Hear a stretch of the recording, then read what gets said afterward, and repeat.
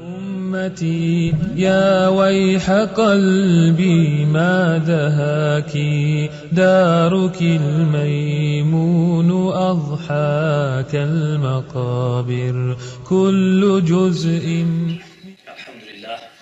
الحمد لله نحمده ونستعينه ونستغفره ونعوذ بالله من شرور أنفسنا ومن سيئات أعمالنا من يهده الله فلا مضل له ومن يضلله فلا هادي له وأشهد أن لا إله إلا الله وحده لا شريك له وأشهد أن سيدنا ونبينا ومولانا محمدا عبده ورسوله صلى الله تبارك وتعالى عليه وعلى آله وبارك وسلم تسليما كثيرا أما بعد فأعوذ بالله من الشيطان الرجيم بسم الله الرحمن الرحيم قال الله تبارك وتعالى في القرآن المجيد أعوذ بالله من الشيطان الرجيم يا أيها الذين آمنوا قوا أنفسكم وأهليكم نارا وقال الله تبارك وتعالى إنما أموالكم وأولادكم فتنة وقال رسول الله صلى الله عليه وسلم كلكم راء وكلكم مسؤول عن رعيته أو كما قال رسول الله صلى الله عليه وسلم.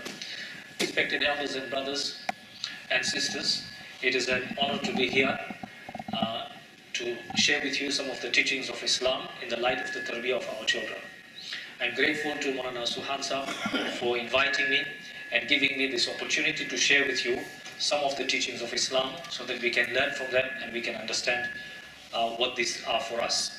At the same time, I'm grateful to you for sacrificing your time, for taking your time to be present in this masjid so that you can learn and you can hear and you can understand the importance of tarbiyah within the light of Islam. Now this evening, inshallah, what I have intended to do is my talk will be divided into three parts. In the first part, I'm going to talk and I'm going to share with you the importance of tarbiyah and what is our responsibility and duty of all this. In the second part, I will give you some principles of how should we understand our tarbiyah. What does it actually mean and what should it consist of? And in the third part, I will be taking you through the journey of a little child, for example. Okay, in light of Rasulullah sallallahu alaihi wasallam. Okay, and then for each of the incidences, I will be talking about them. So the first point of the first part is to actually ask ourselves, let us understand, let us recognize, and let us be aware of where is it that we get these instructions of the tarbiyah. What are the sources of our tarbiyah? We need to find out about that. And so the answer to that is going to be very obvious. We have to ask the Khaliq. We have to ask the Khaliq because the Khaliq is the one who has created the makhluk. The Khaliq is the one who is al-alim. He knows everything. He is the one who is the fashioner. Okay? He is the one who controls everything else. So we have to go to the Khaliq because it's the Khaliq who knows the makhluk. So we have to ask the Khaliq that how are we going to do this tarbiyah. At the same time, whatever the Khaliq has revealed in the Holy Quran, who is the best person to implement all the things which are in the Quran, it is Nabi Pak sallallahu alaihi wasallam. So because of this, we have to ask the Quran what is it saying to us about our responsibility and our duty of tarbiyah. And then we have to go into the seerah of Rasulullah sallallahu alaihi wasallam and look at how Rasulullah sallallahu alaihi wasallam was with his children. Okay? So let us begin now to find and ask the Holy Quran. So if we ask the Holy Quran, what is it that the Quran is saying? Now we must be very clear here. The Quran, when he talks about the tarbiyah, is very announcing and ambiguous term. It's very clear, it's very specific. And it says, the Quran says, the Quran is saying, O you believers, protect yourselves. Look what the Quran is saying first. Protect yourself first. Why is the Quran saying this? Why is the Quran saying? The Quran could have gone straight away and have said, "Oh Muslims, save your children." But the Quran is asking us to say, first of all, what? Protect yourself. In other words, what the Quran is saying is, if you have protected yourself, you will become a Muslim. Why is this important? In the tarbiyah of the children, this is important because you will become a role model. If you have protected yourself, you will become a role model. And then what will you be able to do? You will then be able to protect your children. Because now you are a role model for them. That's why the Quran here is saying that protect yourself first. And then it says, وَأَهْلِيكُمْ, and then your families. now from the fire of hell. So here, brothers, look what it's saying here. It is mentioning the akhirat here, which means that this duty is a responsibility for us from the Quran. From Allah subhanahu wa ta'ala, He is telling us that we have to look after our children and we have to do their tarbiyah. At the same time, if we look carefully, what this is trying to say to us, that we have to acknowledge and look at Rasulullah sallallahu alaihi wasallam. Okay, so I will explain to you what Rasulullah sallallahu alaihi wasallam has said this. The first point is, this tarbiyah is coming as an instruction from Allah subhanahu wa ta'ala. So keep that point in mind. We need to find out what it actually means for us as well. Then when you look at the ayat of the Holy Quran, we discover something else. What do we discover? The Quran is telling us that your wealth, your money and your children are a test. As Maulana was just indicating that. The Quran is saying that you have had children now. So once the children are there, this dunya is a darul imtihan. The children have come out inside. It's like an examination room. It's like a test room. So sometimes we are very happy with our children. What do you do? Do you thank Allah subhanahu wa ta'ala when the children make you happy? Sometimes the children make you sad. They disappoint you. What do you do at that time? Do you come to Allah subhanahu wa ta'ala and ask Allah ta'ala to help you so that the children that are making you sad, that sadness can be removed? So in all these occasions as well, we are finding that Allah subhanahu wa ta'ala has described these children as a test. What is the test going to be in? Two things for me. Number one, did you do their tarbiyah? Number two, how did you do their tarbiyah? Both questions are going to be big questions. Okay? And also, let's begin to look at Rasulullah sallallahu alaihi wasallam. So Nabi Pak sallallahu alaihi wasallam, in one of the hadith, he uses a very good example. He uses an example which every person, most people can understand. He uses an earthly metaphor, an example for the people that it can be easily to understand. Nabi Pak sallallahu alaihi wasallam says, Allah. He starts with the word Allah. Why is he using this word Allah? Because he wants everybody to pay attention. He wants to give a warning that the word I'm about to say is very, very important for you. That's why he's using the word Allah. All of a sudden, everybody would stop and they would listen to Nabi Pak sallallahu alaihi wasallam because he's used the word Allah. Khabardar, be careful. Listen to me what I'm saying. Kullukum ra'in. Prophet sallallahu alaihi wasallam said, everyone is going to be is a shepherd. See, that's a very good example for us to understand that our role is almost like a shepherd. And Hazrat Maulana Thanvi Rahmatullahi also talks about this in terms of tazkiyah, and looks at it as a plant. You're trying to grow a plant. Okay? So keep that in mind at the same time. So look here what we have said so far. 2 ayats of the Holy Quran and 1 hadith of the Prophet sallallahu alaihi wasallam. And they are talking about the fact that this is to do with akhirat. What does it mean? We cannot neglect tarbiyah in this world, because the connection of tarbiyah is with the akhirat. Okay? Therefore, brothers and sisters, this duty has been placed by Allah subhanahu wa ta'ala on us, and also by Rasulullah sallallahu alaihi wasallam. It is not something which is cultural. It is not something which is ritual. It is not something which is legal. It's not legal. It is not something which is just ordinary that people come and say to you. No, the tarbiyah, in light of these 2 hadiths and in light of the hadith, 2 ayats, and light of the hadith, it is actually a duty of Sharia. It is a requirement of Sharia. What does it mean? If it is a requirement of Sharia, everything that we are going to do for the tarbiyah of our children is going to be a sawab for us. Because we are going to fulfill the commandment of Allah subhanahu wa ta'ala.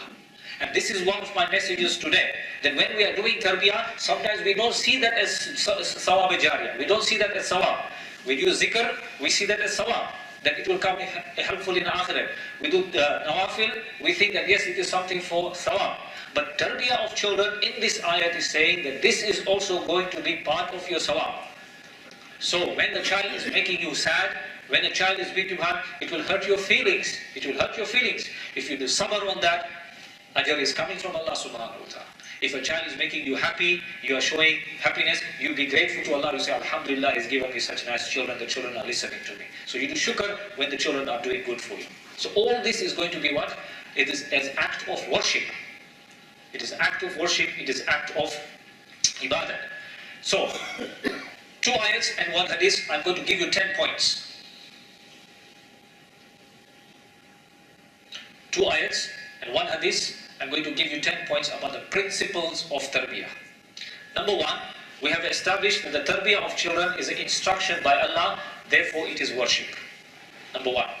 Number 2, because Allah is instructing us, it is the right of the child, it is the entitlement of the child that he or she should receive the tarbiyah. It is their right. Who is given them the right? The right is coming from Allah subhanahu wa ta'ala, because He is saying in the Quran, and Nabi Pak sallallahu alayhi wa sallam is saying in the hadith, therefore it is the right of the children. Number 3, what is the ultimate purpose of tarbiyah? What is the ultimate aim of tarbiyah? What is it that tarbiyah should be doing for them? In light of this hadith, it should be from the protection of the fire of hell. That is the ultimate aim of the tarbiyah. Number 4, if you look at the hadith, if you look at the ayat, if you don't do the tarbiyah, what will it mean? What does it mean? It will mean, the Quran is telling us, if you do not do tarbiyah properly, the Prophet ﷺ is saying, if you don't do tarbiyah properly, your children are going to go astray. Because this is what he's saying, because they're using the word of fire. It is trying to warn us that, look, if you don't do it properly, they're going to go wrong side, they're going to go astray, they're going to do wrong thing. Ultimately, Allah will decide what will happen in the Akhirat, but here is the lesson. Number 5, lesson number 5. Because it is saying awlad, because it is saying children, the father and the mother both are responsible for the tarbiyah. Not just the mother.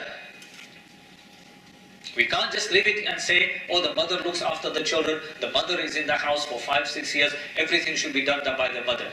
No, the father, you are also responsible. Why? This hadith, I just give you a short version of the hadith, but if you look at the whole hadith, inside it is talking that the father is responsible for the home and the mother is also responsible for everything else. So both the mother and father is responsible for this. Number 6, the children are a test, like I said to you earlier on. What are the tests in? Question number 1, did you do the tarbiyah is a test? Allah is giving you the children to find out, are you going to do the tarbiyah or are you just going to leave them alone and just go away? Are you going to do it in the first place? Number 7, if you are going to do the tarbiyah, which type of tarbiyah are you going to do? Whose tarbiyah model are you going to use? Are you going to give them the tarbiyah of the dunya? Are you going to give them the tarbiyah of the akhirat? Are you going to give them the tarbiyah of a hero? Are you going to give them the tarbiyah of a football star? Are you going to give them the tarbiyah of Nabi Pak sallallahu alaihi wasallam? Whose model are you going to use to do the tarbiyah? Point number 8, and we've mentioned this. Anything that you do for the sake of your children, anything that you do for the tarbiyah of the children, we will get reward. And whenever we do anything, we must remember this. I'm doing this for my children because my Allah is instructing me to do it. Inshallah, I will get thawab for doing this. So if you buy a toy for your child, you'll make him happy, alhamdulillah, you'll make the child happy. But remember that £5 that you have put in for the tarbiyah of the children is going where? You are being rewarded because your niyat is the tarbiyah of your children, because you want to make them happy, you want to bring them closer to you. Number 9, the tarbiyah is also for this dunya. Why? Because akhlaq, no akhlaq in the akhirat is not going to make use to you, is it? Mu'asharat, it's in this dunya. What are you going to do with your mu'asharat, the akhlaq and nice in the akhirat? There's going to be there's not going to be the place to use the akhlaq and the mu'asharat and the mu'amalat. Everything is in this dunya. So the tarbiyah should not only be for akhirat, in terms of doing so, but it also, we need to prepare our children to live in the society as well. Okay? And last point, which means if the children are going to be prepared for society, and if children are going to be prepared for the akhirat, it means our tarbiyah has to be comprehensive. Not just part and part and part. What does it mean comprehensive? Our tarbiyah should be, number 1, ruhaniyat. Number 2, morals, akhlaqiyat. Number 3, muasharat, social things. Okay? Number 4, personal development. Number 5, it should be economic development as well.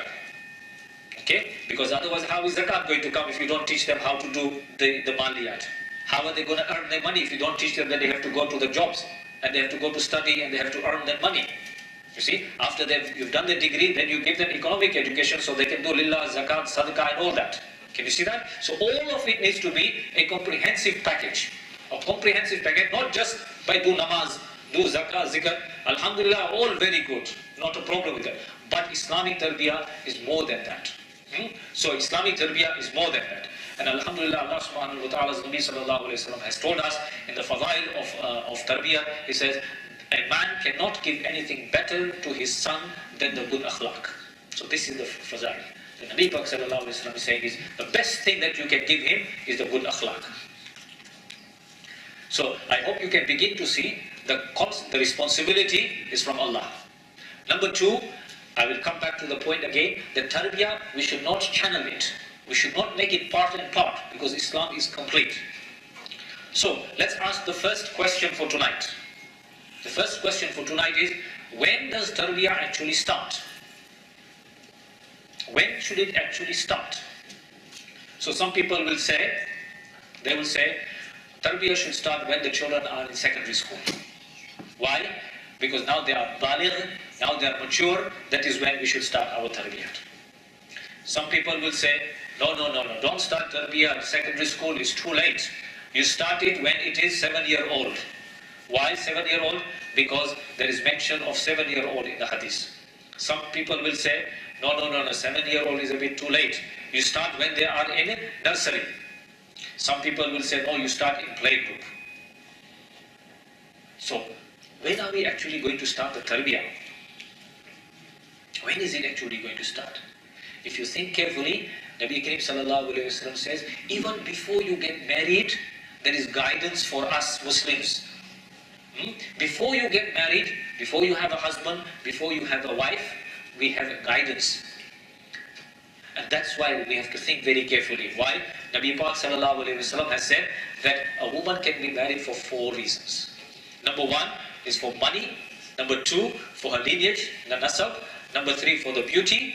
And number 4, for the piety and for the religiousness, for the dindari. And what did he say? Choose the one which has got religiousness, choose the one which has got piety. This is the one who is going to make you more successful. So even before you have had children, our thinking, our choice, our selection, Allah is now cleaning us and telling us, you see, this is the type of person you want to have children with. Okay? So, and then we also said that in the tarbiyah, we have to see that Allah subhanahu wa ta'ala's help is a must in this tarbiyah. We can have everything that we need. We can have the best psychologists telling us. We can have the best sociologists telling us. We can have the best Maulana and Shaykh telling us what to do. But we need to have the help of Allah subhanahu wa ta'ala. We need Allah's help because this matter relates to the akhirat.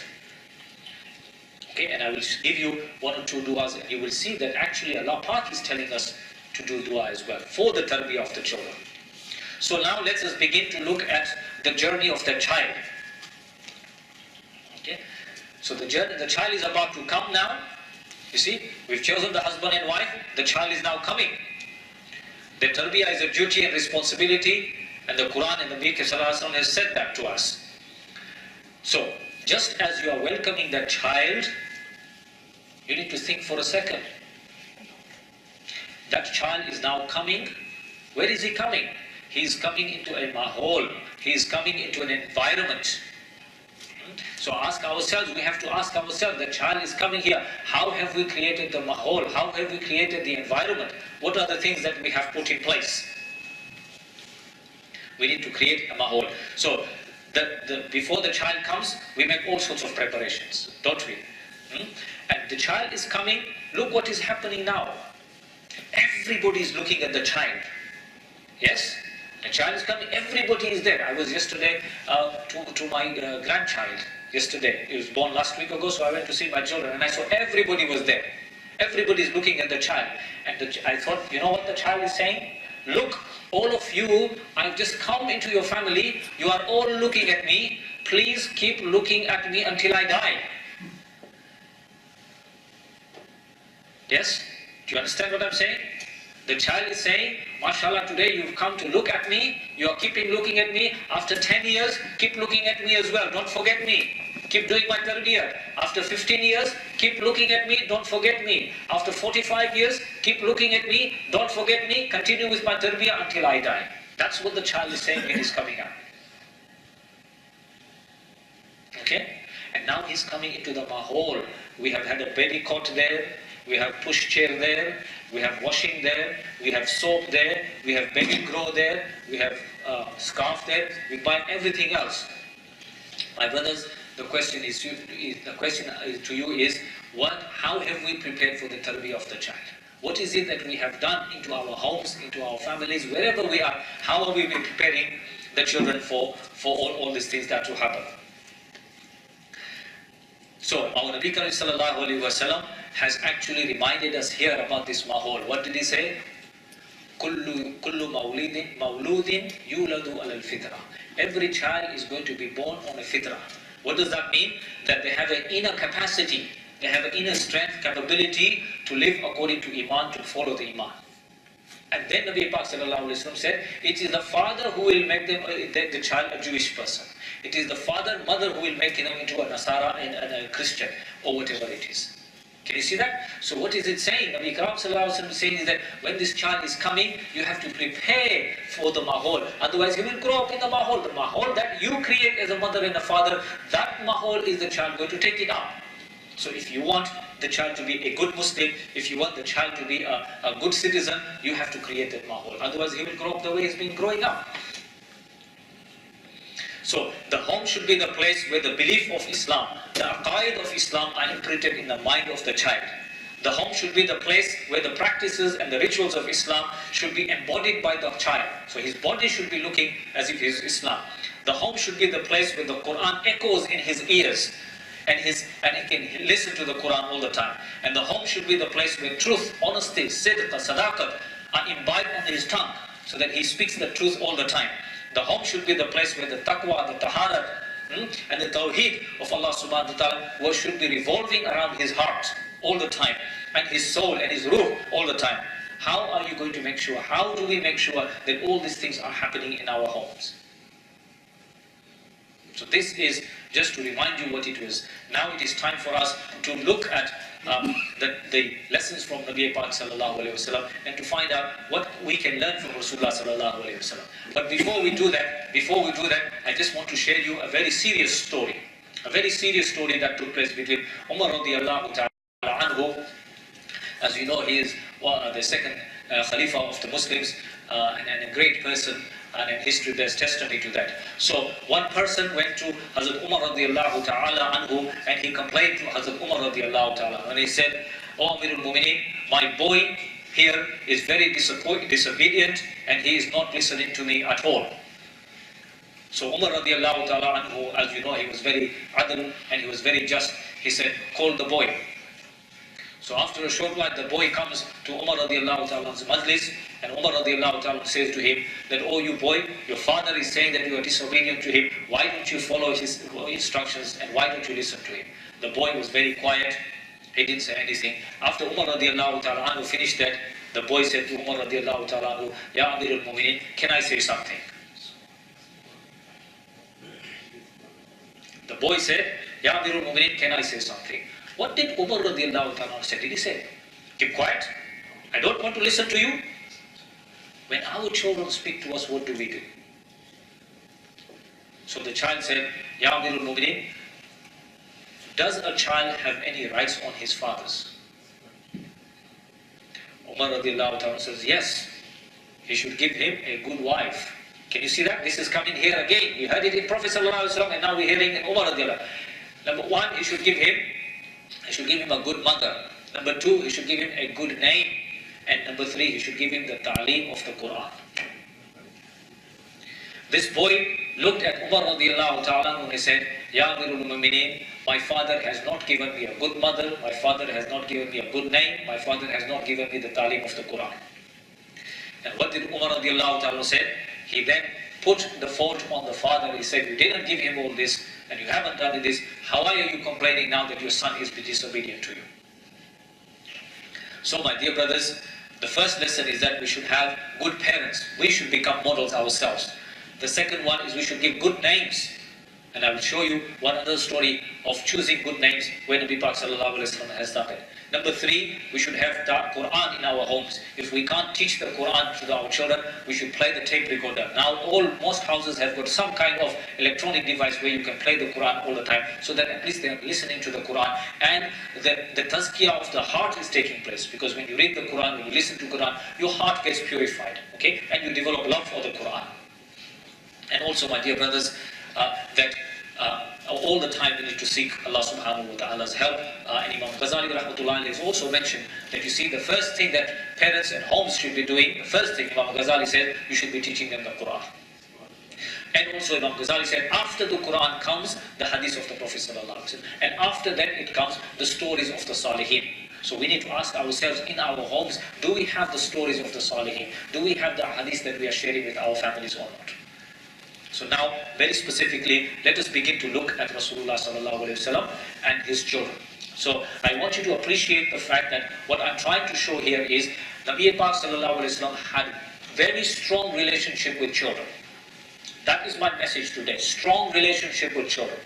Why do young people go and join a gang? Why do young people join a gang? Why? Because in the gang they develop very strong relationship.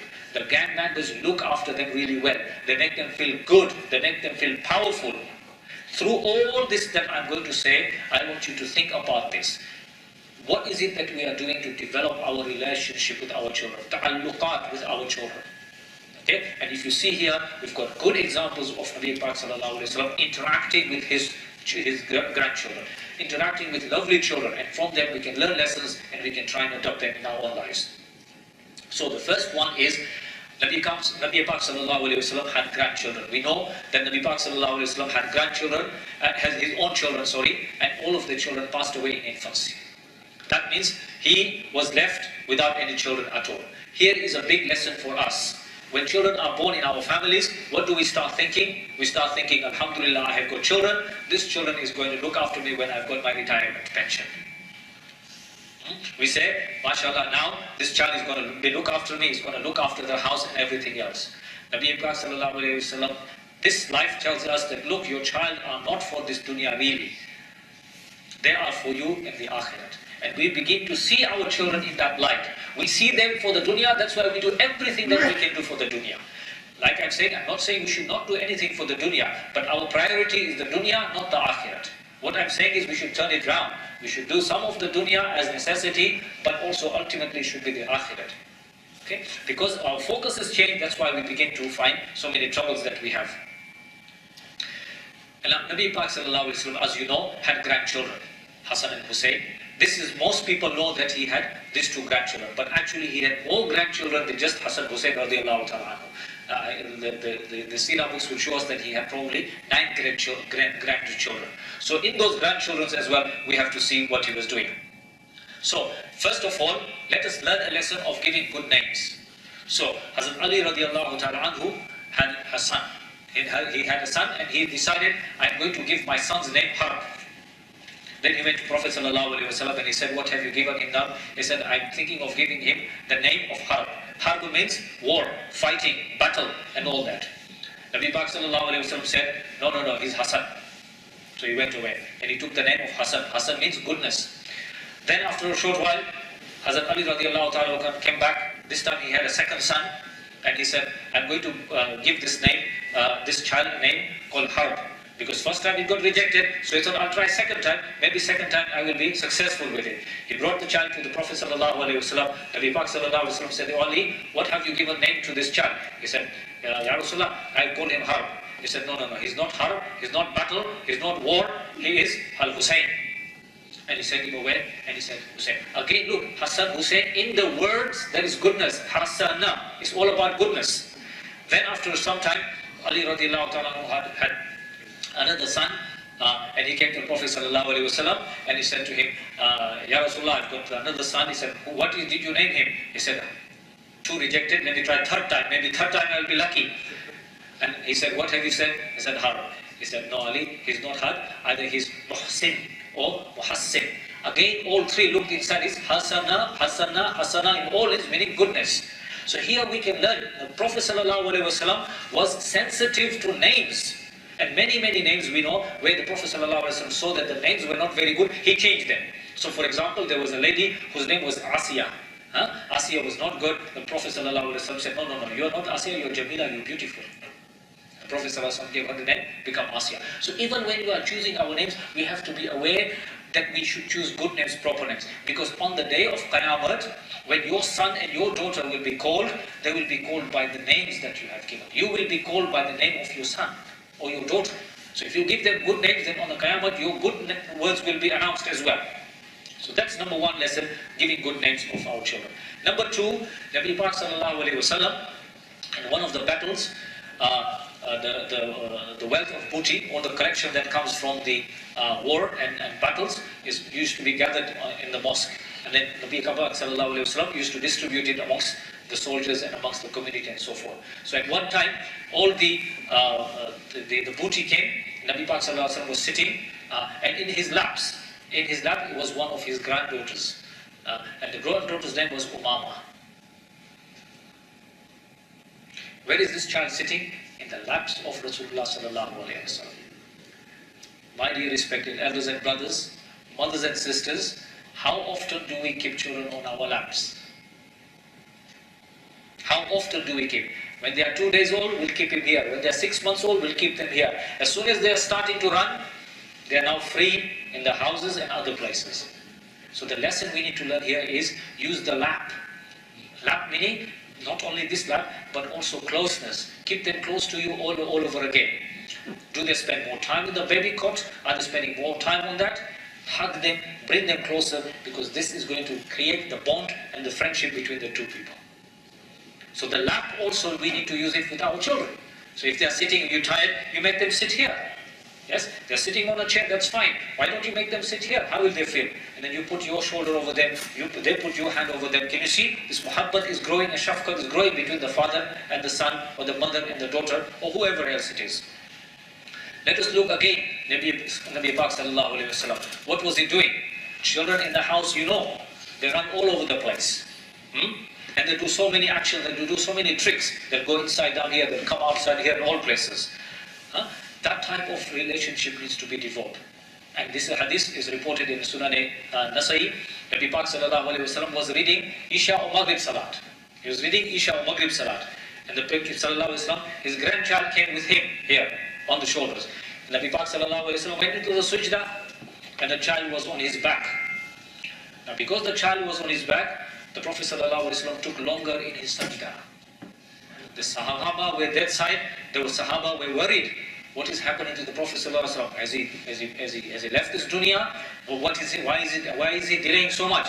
After the salah finished, the Sahaba went to the Prophet ﷺ and said, Ya Rasulullah, today your sajda was slightly longer than normal. Why was it so longer? Was there something wrong with you? Listen carefully, brothers and sisters. Nabi Pak ﷺ said that nothing happened. Nothing happened. My son was riding on my back, and I did not want to disturb him until his heart was satisfied of being behind my back.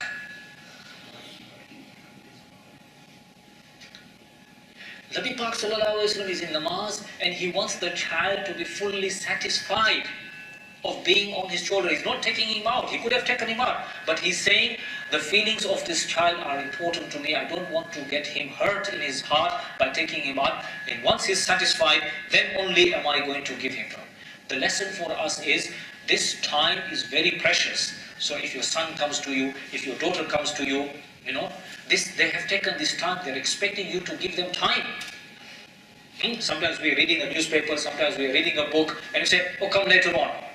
And he's going away. Later on will never come. So when the child is coming to you, he wants your precious stuff. He has taken this precious stuff. She has taken this precious stuff. So you put your kitab away, you put your tasbih away, you put your Quran away, you put your newspaper away, and you give full attention to the child so that the child can be able to talk to you, can be able to say to you, and you can say everything else. Because look, Rasul Sallallahu Alaihi Wasallam made the child's heart happy here. Let us look at another part of the seerah of Rasulullah Sallallahu Alaihi Wasallam. Many of us have a different attitude to playing. We take life too seriously and we say, oh no, playing is not for us. Some people say, oh, I'm a sheikh, I'm a Maulana, I can't play with children. Sometimes they say, I'm a professor, I'm a solicitor, I'm a lawyer, I'm a chairman, I'm a secretary. Oh, if I play with children, what will people tell me? Huh? Sometimes people think like this. So, Jabir radiallahu ta'ala, very famous Sahaba, he says one day they were invited to somebody's house to go and eat some meal. So Nabi Pak sallallahu alayhi wa sallam went with Jabir and other people, and they're going towards somebody else's place to go and eat. In the streets, Rasulullah sallallahu alayhi wa sallam saw Hussein radiallahu ta'ala anhu playing in the streets. Rasulullah sallallahu alayhi wa sallam now started running after him. He was playing catch with him. He was playing tig with him. In this modern language, we can say Rasulullah sallallahu alayhi wa sallam is playing tig with him. So Hussein radiallahu ta'ala is running this way, the Prophet sallallahu alayhi wa sallam is going this way. He's going this way, he's following in this way. Eventually, Rasulullah sallallahu alayhi wa sallam catches him. Okay? Rasulullah sallallahu alayhi wa sallam catches him, and this is what he does. Chin. He is holding his chin like this. Rasulullah sallallahu alayhi wa sallam, he's holding like this, and this hand he puts it here. Can you see that? Look at the muhabbat he's doing. He's running with his child all over the places. When he catches him, he's doing like this. You know when making children happy, he's making do like this. So here 5 actions of Rasulullah sallallahu alaihi wasallam with his children. So my dear brothers and sisters, Nabi Kasran is running. Do you run with your children? Do I run with my children? Alhamdulillah. Do you laugh? Nabi Kasran is laughing with Hussein radiallahu. Do we have time to laugh with our children? Alhamdulillah, we should be laughing because Rasulullah sallallahu alaihi wasallam is laughing with his children. Do we touch their chin like this? We say, well done, good boy, very nice boy. We should be doing that because Rasulullah sallallahu alaihi wasallam is also doing like that. And also Rasulullah sallallahu alaihi wasallam also kissed him here as well. He's kissed him. And now let me take you another specific hadith of kissing only. Rasulullah sallallahu alaihi wasallam. This is so important, my brothers. This is so important. The Nabi sallallahu alaihi wasallam, one day he had his grandchild again, and he was kissing his grandchild. One of the Sahabas was standing there. He looked at the Prophet sallallahu alaihi wasallam and he said, Ya Rasulullah, you are kissing a boy? It was almost like this Sahabi was telling Rasulullah sallallahu alaihi wasallam off. He was saying, no, you shouldn't be doing this. And the Sahaba went on to say that I've got 10 children, but I've never kissed these children at all. Rasulullah sallallahu alaihi wasallam says, if Allah has taken away rahmat from you, what can I do? In other words, if you are kissing your son, if you are kissing your daughter, this is a sign of expressing your rahmat. It is a sign of expressing the shafqat, because Rasulullah sallallahu alaihi wasallam, when that man was telling him, you are kissing, Rasulullah sallallahu alaihi wasallam said, if rahmat from your heart has been taken away, what can Allah's Rasul do? So that is why, my dear brothers, that we should try and remember whenever we can, that when it's a happy occasion, when it is a nice occasion, or when you are leaving the home, you're going away for 5-6 hours, kiss your sons, your daughters, and then you go away. So that when you come back as well, kiss your son, kiss your daughter, so that the ta'alluqat is done, is in place as well. Let's look another thing which might happen in our homes, something which will happen, and Nabi sallallahu alaihi wasallam looks at a different example. As you know, that whenever children were born in the society of Rasulullah sallallahu alaihi wasallam, mothers and fathers used to take their newborn baby to Rasulullah. What for? Sallallahu alaihi wasallam. For tahniq, for putting some sweet thing to rub on his palate, and also for asking names. So they used to take them. So on one occasion, Rasulullah sallallahu alaihi wasallam was sitting, and one of the Sahaba brought his son to Rasulullah sallallahu alaihi wasallam. And this is reported by Imam Bukhari in his Sahih. And he says, suddenly the child was on top of Rasulullah sallallahu alaihi wasallam, and what the child do is urinate. He's done pishab on Rasulullah sallallahu alaihi wasallam. Just imagine, this is Nabi of Allah sallallahu alaihi wasallam. But he doesn't take him away. The father, in one other said, is getting angry. Why this son of mine do that in Rasulullah sallallahu alaihi wasallam's lap? He's getting angry because he done najasat on Rasulullah sallallahu alaihi wasallam. But Rasulullah sallallahu alaihi wasallam was very calm, very quiet, because he knew children are doing. And also he wanted the son to be in the lap of Rasulullah sallallahu alaihi wasallam for longer, so that the child can get the barakat of Rasulullah sallallahu alaihi wasallam. And then what Rasulullah sallallahu alaihi wasallam did, he took the child and gave it to the parent, and then he asked for some water, and he poured some water, and he put it in the harat, and he cleaned it. Look here, Rasulullah sallallahu alaihi wasallam. Is Rasulullah shouting? He's not shouting at all. Is he blaming the father? Is he blaming the child? What have you done? Why have you done? When have you done this? Rasulullah has not done that. Okay, so now let's look at some ideas from Rasulullah of how we can speak to our children, how we can use our hands with our children, and so forth. So there are times when sometimes we need to use the hands to remove things which are going to be harmful for our children. At the same time, sometimes some children like their hands to go over their head like this, to go over their faces like this, or to tell them shabash like this. There's all sorts of things we should be doing in our homes. Sometimes have a tendency, sometimes some of us, one mistake and we give them 5-minute lecture. One small mistake, how long we give them lecture? 5-minute lecture. The Prophet ﷺ's method was not like this, to do the tarbiyah of the children. Abu Hurairah radiallahu ta'ala anhu, as you know, Abu Hurairah radiallahu ta'ala anhu was very close. He was seeing Rasulullah ﷺ every day. For hours and hours he used to say. So he said, on one occasion, sadaqah, dates, khujur came, and there was a big pile there. And Hussein radiallahu ta'ala anhu and Hassan were playing. And one of them, what did he do? He went to the khujur, he took one and he put it in his mouth. Rasulullah sallallahu alaihi wasallam is looking at him. What did Rasulullah sallallahu alaihi wasallam do? What did he do? He just put his finger in his mouth and he took it out. And what he said, this is not right for us to eat, because we are the family of Rasulullah sallallahu alaihi wasallam, we do not take sadaqah.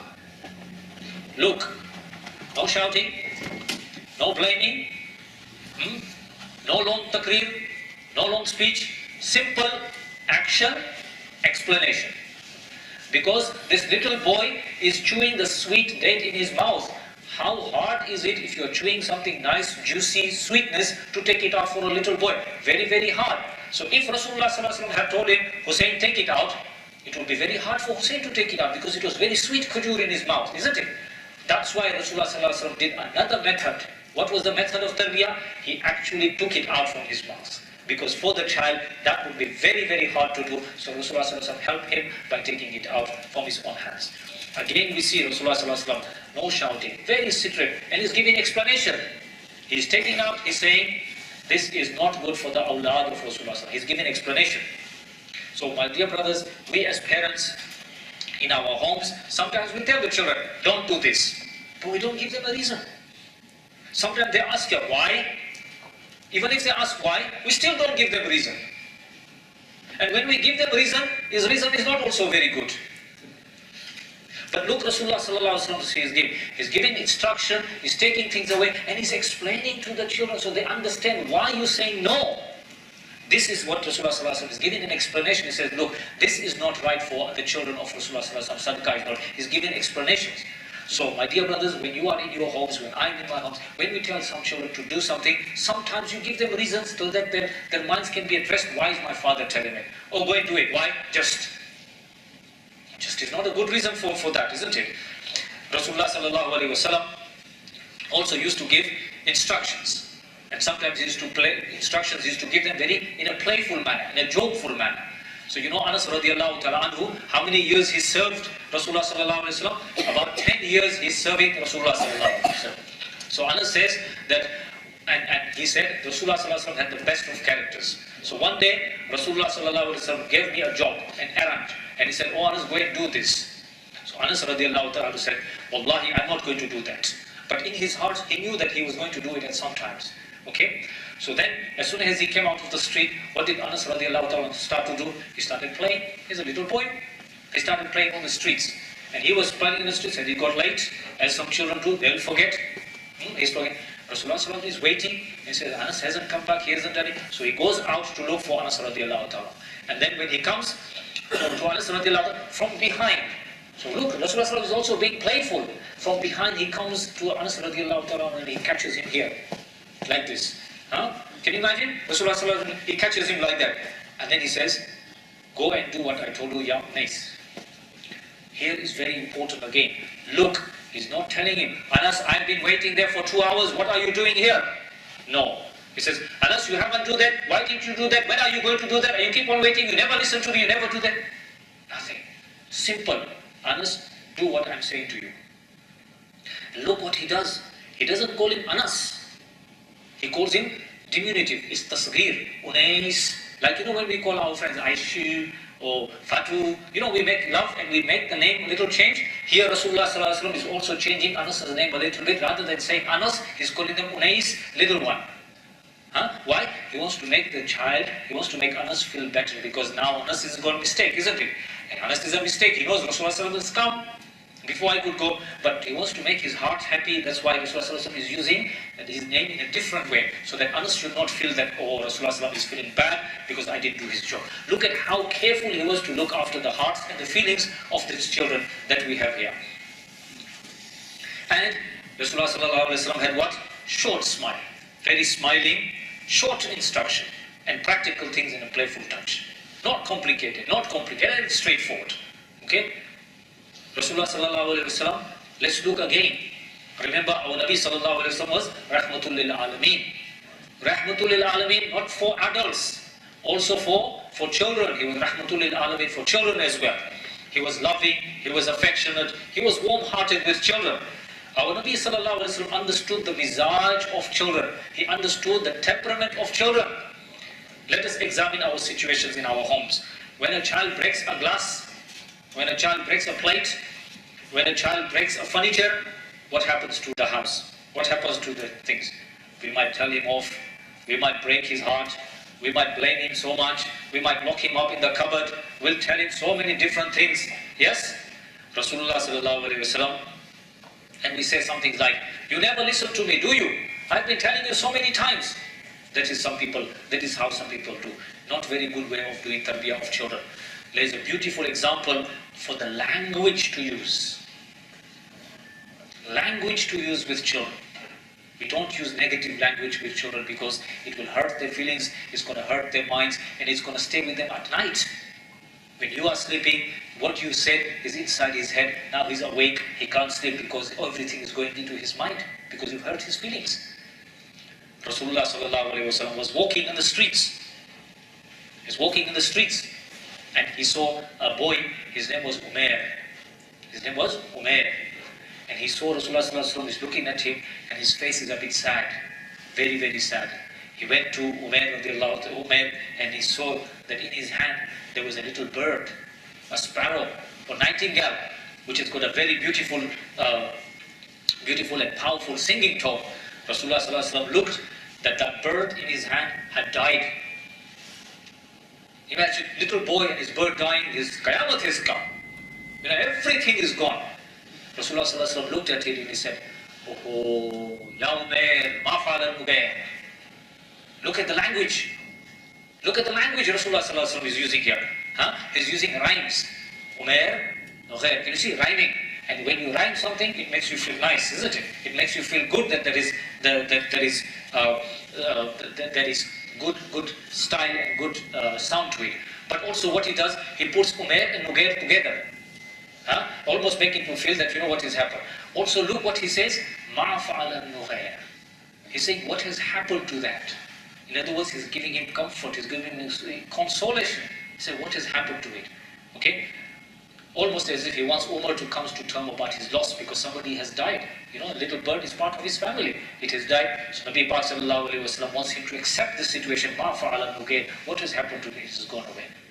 Okay? He doesn't say, well, now throw it away, do this. No, but he's using language which will make him feel good. So my dear respected brothers, what I'm saying to you is this. Children have got emotions. Children have got emotions, and we have to be very careful. We have to be very careful that we look after their emotions. So we've got the ruhaniyat we have to look after, we've got the akhlaqiyat we have to look after, but we also have the emotions that we need to look after so that we get the shafqat, rahmat and muhabbat as well. Nabi Pak sallallahu alaihi wasallam has said in that hadith, which I quoted to you earlier on, kullu mawlidin yuladu al fitra, and also the hadith, kullukum ra'in, that there we need to protect the children. Okay? The akhirat as well, and in these children as well we need to survive. Nabi Pak sallallahu alaihi wasallam, I'll give you another incident which is very common in the homes. Nabi Pak sallallahu alaihi wasallam, when he was training the children, when he was nurturing the children, be clear of what you want them to do. Sometimes what we say, we ask a question. What is our murad? We are trying to tell them not to do something, but we don't tell them not to do. What we say, why are you doing this? Listen carefully. If we say to them, why are you doing this? We are trying to say to him, don't do it. Yes, most of the time we are saying, why are you doing it? Matlab, don't do it. Rabbi Kamsa Muslim was not using this type of language. He was using straightforward language. Why? The children have to give instructions. You have to tell them what you want to do, and you have to show them how to do. So let's get one example from this. Rabbi Pak Sallallahu Alaihi Wasallam one day was in a majlis, and they were eating food. So there was a little boy in that majlis, and as little boy was, he was eating from here, he was eating from there, and he was eating with his left hand, and he was eating with his right hand, and he was eating in all sorts of places. So what did Rasulullah Sallallahu Alaihi Wasallam say? Very simple. He said to him, Samillah, say Bismillah. Wakul mimma yalik, eat from your side, Wakul min yamin. Three simple instructions. Say Bismillah, eat from your side, and use your right hands. Straightforward. No ambiguities. Straight, clear instructions. We are saying, why are you standing and eating? Why are you doing this and eating? Why are you doing this thing? Sometimes for some children, if they don't use it, you tell them what you want to do. If you want them to sit down, you say to them, beta, sit down. Clear instruction. Rasulullah Sallallahu Alaihi Wasallam, that's what he did. He didn't say Bismillah, he said, Samillah. Say Bismillah. Eat with your right hand and eat from your side. Simple, straightforward instructions. I've given you 5-6 examples. What are you noticing? The style and method of Rasulullah Sallallahu Alaihi Wasallam. Anywhere here, did you see the Nabi Sallallahu Alaihi Wasallam hitting somebody? Anywhere here, did you see Rasulullah Sallallahu Alaihi Wasallam shouting somebody? Anywhere did you see Rasulullah Sallallahu Alaihi Wasallam being gentle? Everywhere he's got gentle. He's satisfied the expectations. His tarbiyat are very powerful. The tarbiyah method was so good, Sahaba also mentioned that the Nabi Sallallahu Alaihi Wasallam tarbiyah was good. Can you imagine what is the method of tarbiyah was also so good that the Sahaba have said that we've never seen a teacher like him as better than him. Even the methodology was so good of Rasulullah Sallallahu Alaihi Wasallam. So you see, this is the sort of way of doing things. Now Rasulullah Sallallahu Alaihi Wasallam, so when the baby comes to us, mashallah, it is a happy occasion, it is a joyous occasion, and everybody is making all things happy. Rasulullah Sallallahu Alaihi Wasallam also told us that, whatever child comes to you is coming from whom? Is coming from Allah Subhanahu Wa Ta'ala. Whether the child is a boy, is a girl, is coming from Allah. Whether he is able, disabled, is coming from Allah. Whether he is black, is white, is coming from Allah Subhanahu Wa Ta'ala. Whether he is one, is two, is coming from Allah Subhanahu Wa Ta'ala. So when the child is coming to us, we need to remember that Rasulullah Sallallahu Alaihi Wasallam has told us, you have to look after the boy and the girl. Sometimes we place too much emphasis on the girl. Look after the girl, look after the girl, look after the boy, and the boy will live there. Rasulullah Sallallahu Alaihi Wasallam said that no, both of these things you have to look after. And of course, in a separate topic, Rasulullah Sallallahu Alaihi Wasallam has said that the one who looks after the girls, the Qiyamah on Jannat is going to be given to the people who look after the girls. So now, Nu'man ibn Bashir radiallahu ta'ala anhu, he talks about this. That once his grandfather went to Rasulullah Sallallahu Alaihi Wasallam, and he was going to give a gift to him. So his wife said to him that no, Rasulullah Sallallahu Alaihi Wasallam first of all has to witness that you are giving a gift to this child, then only I will be happy. So this man, his father is reported in Bukhari, went to Rasulullah Sallallahu Alaihi Wasallam, and Rasulullah Sallallahu Alaihi Wasallam said that you are giving this child of yours this gift, have you given it to another child? And this man said, no, Rasulullah, I have not given it to another child as well. So Rasulullah Sallallahu Alaihi Wasallam said, Ittaqillah, fear Allah Subhanahu Wa Ta'ala, and be justice between your children. So what is the lesson for us? Sometimes we favor some children, our children. But sometimes we give one child, we forget another one. Sometimes we give good things to one child, sometimes we don't give good things to another child. Sometimes because we like this boy and all. So we need to be careful that we do justice to the children. We treat them all fairly, we treat them nicely. Of course, muhabbat is a different matter. Sometimes you have liking for one, that is a different matter. But in gifts, in things, and in belongings, we need to make sure that the children Children should not feel that you are giving better to this one and you are giving me worse to this one here. Because Rasulullah Sallallahu Alaihi Wasallam saying is you have to look after and you have to balance what Allah Subhanahu Wa Ta'ala has given you. So my dear brothers, now we begin to conclude and we start to get to the end. First of all, what we need to say is that we are duty bound and we have to be role models for Rasulullah Sallallahu Alaihi Wasallam in his seerah and for our children. So if we are going to be the role models, then we have to start in our homes. We need to start listening to the Quran. We need to see in the Holy Quran We need to stop doing our other chores and give priority to the children. But at the same time, we need to learn from Rasulullah sallallahu alaihi wasallam that he was very much concerned about the total development of the child. As you see the example that I have given you, Rasulullah sallallahu alaihi wasallam also teaches them manners of eating, manners of playing and other things. So in our understanding of tarbiyah, we need to make sure that we have got a holistic understanding. But also, my dear brothers, we have to look after their bodies. So Rasulullah sallallahu alaihi wasallam was also particular in making sure that we should look after our bodies.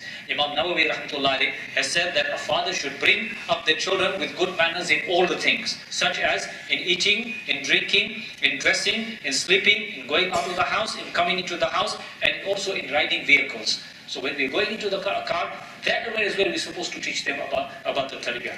He should instill in them the ideas of love, sakhawat, generosity, sabr, and helping others. So Imam Nawawi says that the father and the mother should be doing them all of this. And if you look at this list of Imam Nawawi rahmatullah alayhi, none of them talk about namaz. None of them talk about hajj. None of them talk about zakat. This is all mu'amalat and mu'asharat. So that also we should not forget that is also part and parcel of the tarbiyah that we have said. Now, brothers, I'll just begin to come to the conclusion. Nabi Pak sallallahu alaihi wasallam, as we've seen, is rahmatul lil alameen. He was very magnanimous, he was very caring, and he was very mushfiq as well to all children. His heart was not hard. He was not ruthless with children. His language with children was very pure, very clean. So we have to ask ourselves, what type of words do we use with our children? Today in society, we are facing huge challenges in the Muslim community, as you know. And our responsibility is going more and more. Because we have to look after our children, not only for this dunya, but also for the akhirat, as I said earlier on. We need to adopt the lifetime of Rasulullah sallallahu alaihi wasallam, and also the way in which he conducted his tarbiyah. As parents, if we ignore the tarbiyah of our children, there are serious consequences for us. Okay? We will be a loss in this dunya, we will be a loss in the akhirat as well. As Maulana was saying earlier on, if you have got a good child who is going to do sadaqah jariyah, when you go on Qiyamah Day, your bank balance is going to be very big. If this child cannot read the Quran, if this child cannot do the Salah, if this child cannot do Hajj, if this child cannot do Zakat, if this child cannot do Zakat, your bank balance is very little in the Akhirat. So it is in your interest, it is in my interest to do the tarbiyah properly, so that our bank balance of the Akhirat can be a big one. You are aware that the safety and well-being of these children in this country is very huge. So that the government is looking at the well-being, for the sihat of the children, for the protection of the children. They keep talking that. So if we are going to help our children not to be into drugs, into crimes, into thefts and all that, what are we helping? We are helping this community, we are helping this society, we are helping this country, we are helping the whole city. So by doing the tarbiyah, not only are we helping our akhirat, but also we are helping this country. Where we want this country to be a good country, we want society to be a good country, and we want society to be safe as well. To do this, my dear brothers, we have to understand what the mizaj of the children is. And I'll finish with a final word. Rasulullah sallallahu alaihi wasallam said, and listen very carefully, Al-mar'u ma'a man ahabba. Rasulullah sallallahu alaihi wasallam said, is a man will stay with whom he is going to love. This is my khulasa. All what I have said is my khulasa. That if we want to do our tarbiyat of the children, first of all, we have to develop this love. How do you develop love? You play with them, you kiss them, you hug them, you give them good things, then you bring them in, and then you begin to do the tarbiyah. When you look at the Shaykh and his disciples, what is holding them together is the muhabbat. A teacher and his students, what holds them together is the muhabbat. Can you see that? And that's why Rasulullah sallallahu alaihi wasallam said that al-mar'u ma'a man ahabba, that love is the one that we understand. And in this country, we can see the children have got everything. They've got mobile phones, they've got computer, they've got shoes, they've got clothes. As Mawlana said, they've got food, they've got everything. What is missing? Muhabbat is missing. My father, before he passed away, may Allah bless him, my father, when one day he came here, he was not living in this country, but when he came here, he looked at the mizaj and everything, and I said to him, Dad, we've got everything in this UK, but why the children go this way, that way? And he said to me, Muhabbat ke ye pyas hai. They need this love, they need this affection. If you give them that love and affection, inshallah they'll be much, much closer, then they are going to be much far away. May Allah subhanahu wa ta'ala help us to understand what we have said. May Allah subhanahu wa ta'ala give us a recognition and realization of our responsibility, of our duty first and foremost, because that is going to be worship. And second and foremost, may Allah subhanahu wa ta'ala give us the ability to understand the model of Rasulullah sallallahu alaihi wasallam, specifically for doing the tarbiyah of our children. May Allah subhanahu wa ta'ala also make us successful in the tarbiyah that we do, so that our children can be a benefit to us in this dunya, and they can be a means of coolness of our eyes in this dunya and also in the akhirat. Wa akhiru da'wana alhamdulillahi rabbil alameen.